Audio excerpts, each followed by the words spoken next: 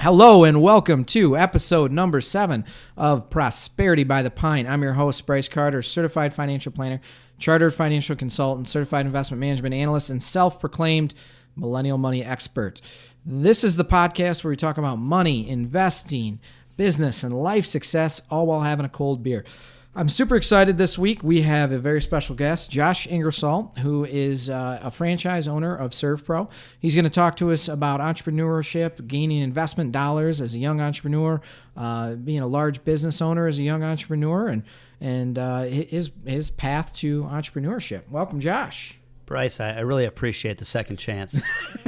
This is podcast episode 2.0 for Josh and I. This is our second attempt at trying to get this thing done. So we have a beer every episode, as you know by now. This episode, we are drinking Right Brain Brewery Dead Kettle IPA, which is from Traverse City, Michigan, which is not too far from where you're from, right?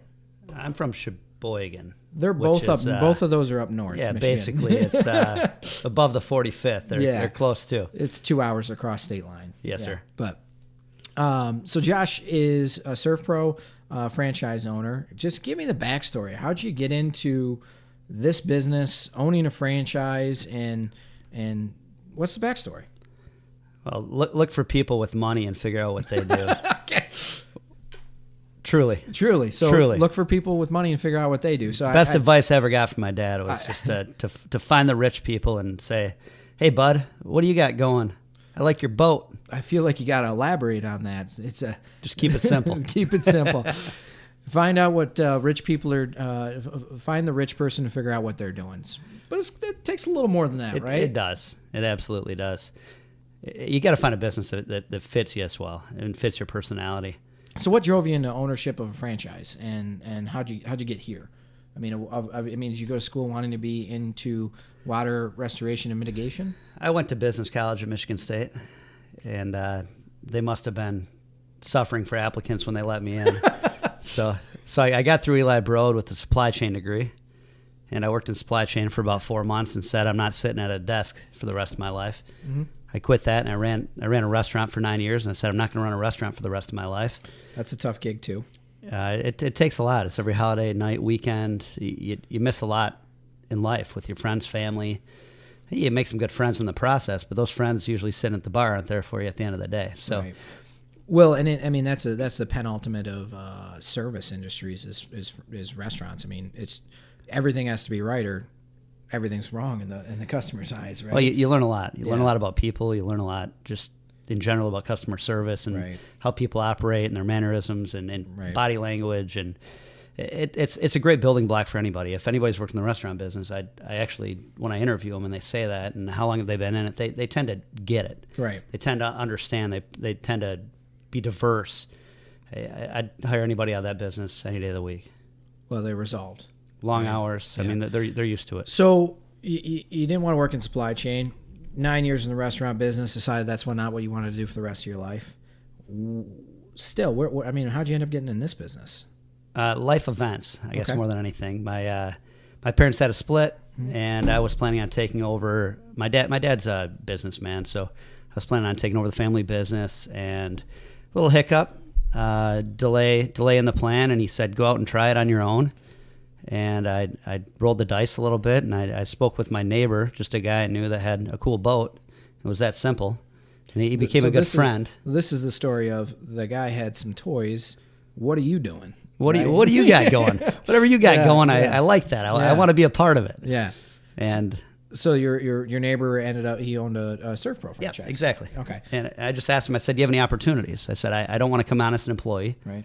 What's it going to take to be an owner? And he kind of laughed because I didn't realize how big its franchise was. Mm-hmm.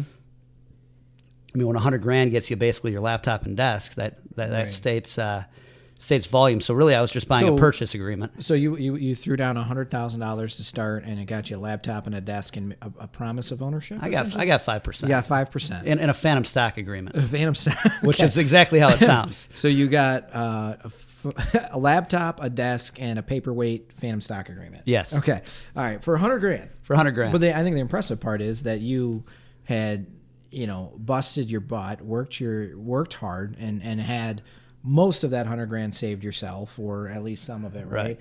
And in order to make that investment, so you did the 9 to 5. Actually, it's more than 9 to 5 in the restaurant industry to have a chance at something else. Real estate's the easiest way to get there. Yeah.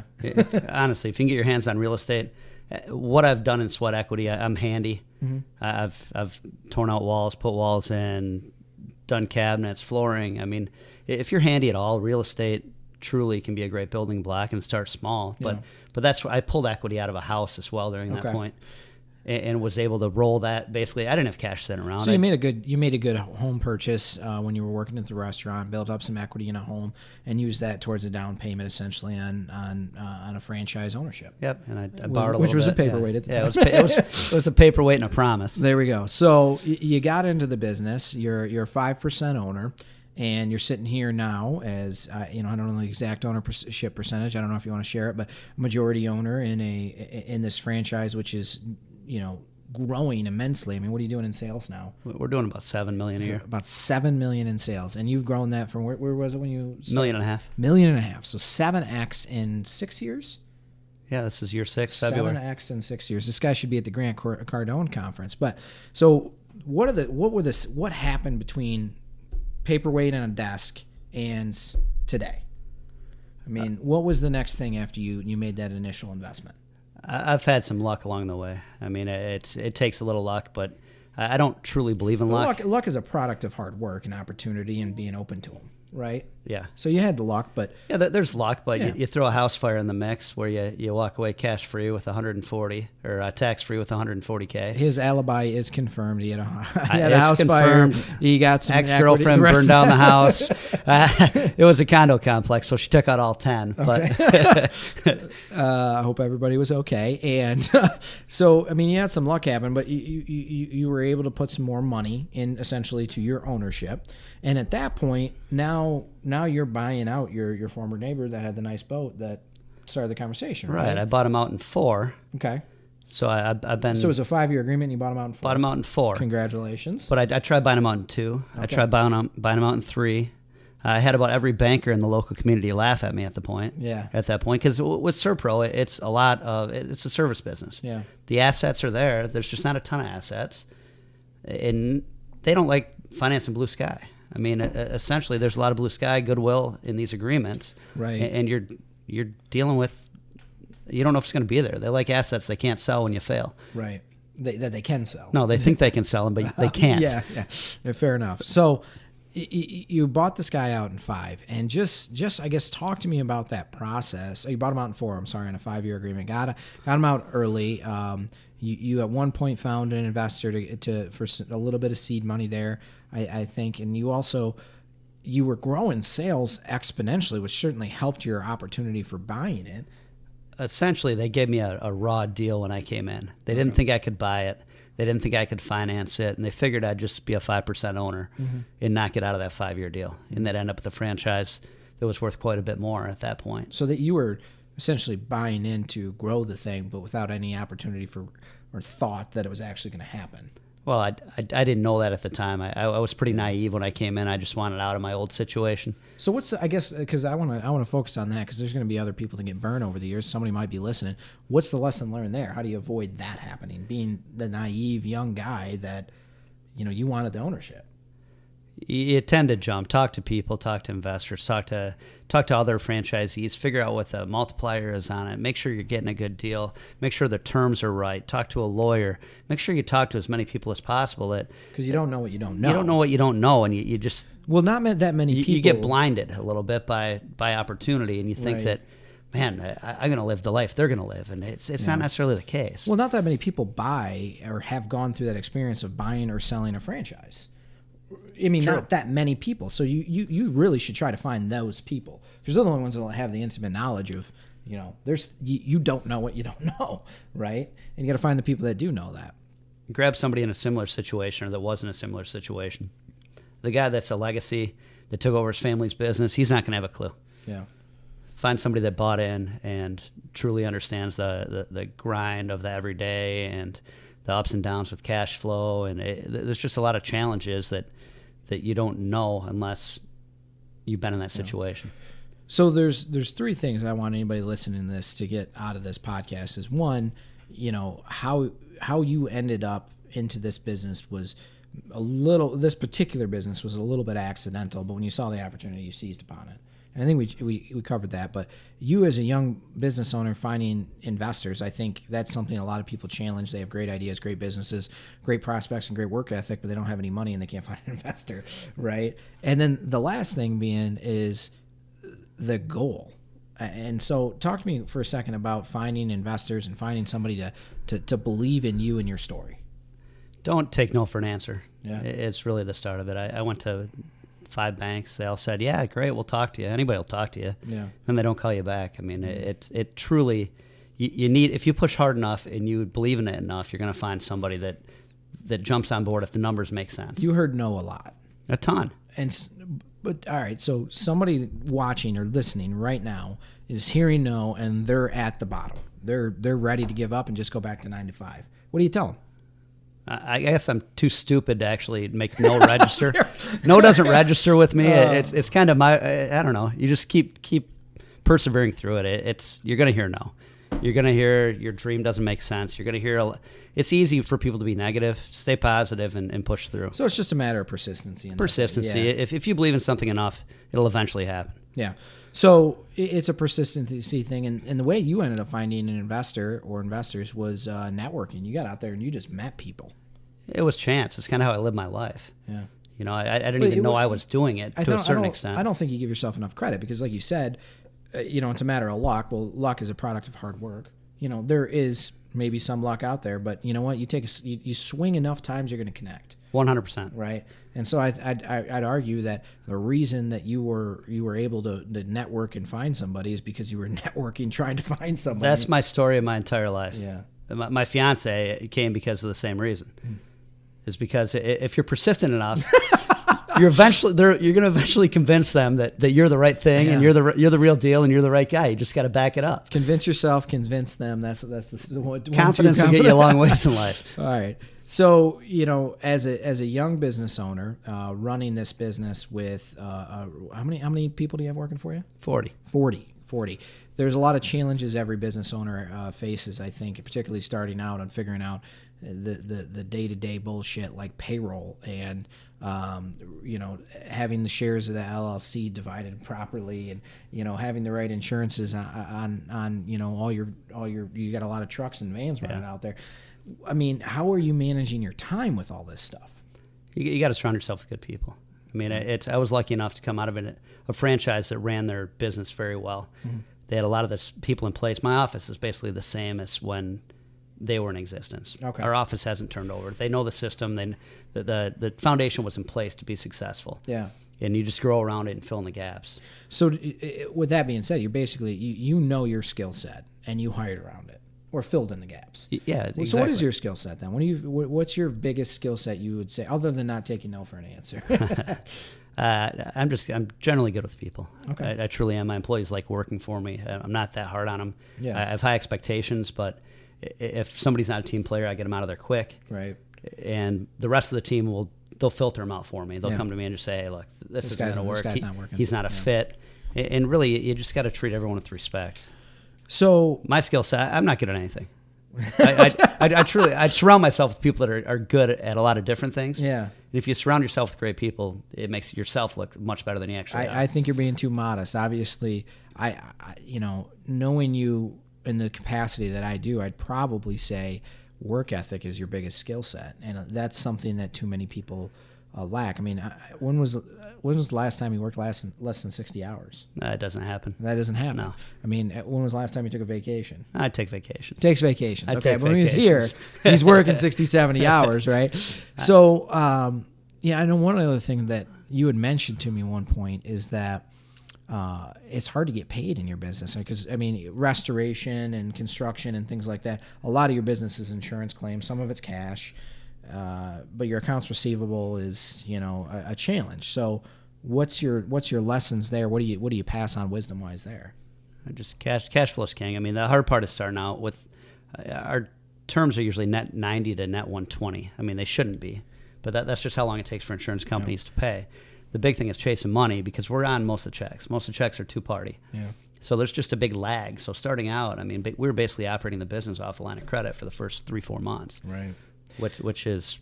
That's challenging. It's challenging, it's especially with our too. expenses going out. Yeah. So that's one of the things, I guess, people on the outside looking in, like if somebody looks at, if you have a nice toy and all of a sudden I want to do what that guy does, they forget about the steps in the middle. There's a lot of headaches in the middle. Right. Yeah. Have you ever, can you think of a story you can maybe share on a personal sacrifice you had to make because of business cash flow? No. No, none. I know that I know that there's a few. You just might not want to share them. I find a way to make it work. I never extend myself too far. Yeah. So I've always got a pretty good balance of when one deal is going to close. Mm-hmm. I know I can hustle for another check. I can go get that. I mean, there's been times where it's max, but I also know that I could probably get my line extended if I had to. I just didn't want to. Right. And really, the ultimate goal is to get out of that line. I think in of itself, that's an important lesson because too many people, instead of cinching the belt on business expenses, go get the line of credit extended, which they, probably shouldn't. Go in with enough money. Make sure you have enough to operate. Right. But don't get stupid with it. Yeah.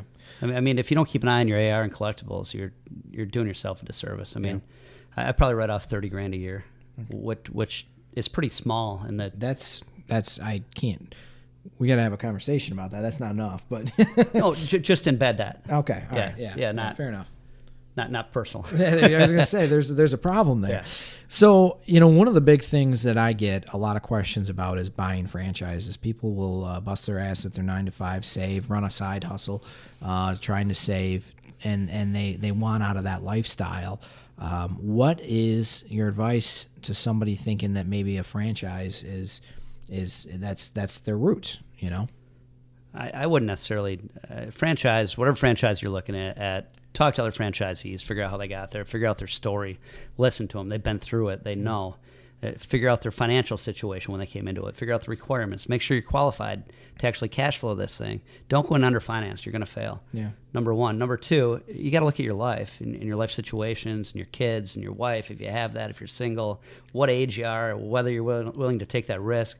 Talk to somebody like Brice and see if it makes sense. I mean, there's a time to make that risk, right? I mean, when you're 32 and single, no kids, and you got $50,000 in your checking account, you can eat fried bologna, right? And you can downsize your apartment and you can do those kind of things.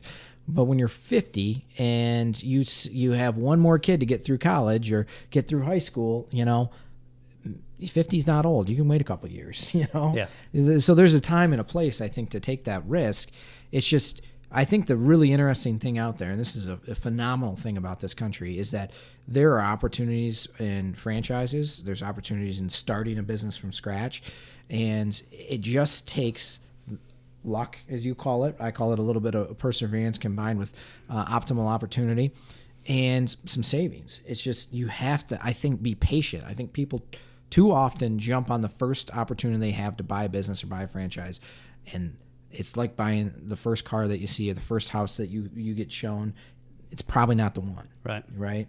And so I think patience is the credence there. And then to your effect, I mean, I think people just underestimate how hard you work or how hard it works. You got to work to get there. There's no easy road. Yeah, absolutely not. I mean, 100%, if you aren't willing to put in the time, if you think you're going to get a better lifestyle, less time off, your life's going to get worse before it gets better. And you better be willing to take that sacrifice, because if you aren't, you're going to fail miserably. Yeah, I mean, if you look at somebody that says, you find the person with the toys, and ask them, what they're doing. I have never met one that has got there to whatever there is for them, put up their boots and said, shit, that was easy. I don't know. Have you? No. I mean, there might be a few out there, like early investors in Amazon or something else, but not very many. It just takes a lot of grit. So, but at the same time, there's legions of opportunities out there. There really is. I mean, it's the only time I can think of in history where almost anybody with a very small set of money can find a way to make money with that. With the internet, you can do anything. I have a baseball card collection in the basement right now that I'm not using that I guarantee I could sell for $1,500 or so online, and I could take that $1,500 and I could go to Meijer up the road and buy alarm clocks that then I could sell on eBay for 30% multiple. Yeah, if you had a water loss in your basement, we could make them worth $3,000. Right there. See, there you go. We're not endorsing insurance fraud on this podcast, but I'm sure they're worth more than the guy at the shop's going to give you. Yeah, we covered a lot. I always want to give it to the guest to leave the closing statements. So I'm just going to say, don't forget to subscribe, Spotify, iTunes, YouTube, Google Podcasts, wherever you're listening. Be sure to follow, subscribe, and share. Josh, any last thoughts for people on building, owning, and developing a franchise? Yeah, roll the dice in life. If you don't roll the dice, you're never going to get where you want to be. If you want to be there, if you don't want to be there, you can live a good life. There's a lot of different paths. It's just finding what's comfortable for you, talking to the right people, and making good decisions based on the knowledge you have. If you're scared of failing in life, you're never going to be successful to the point you want to be. There's risk with everything, and with that risk comes reward. You could fail, but you need to look at your worst case scenario and say, can I live with the worst case scenario? If you can live with the worst case scenario, do it. Take the risk. Take the risk. Cheers. Cheers.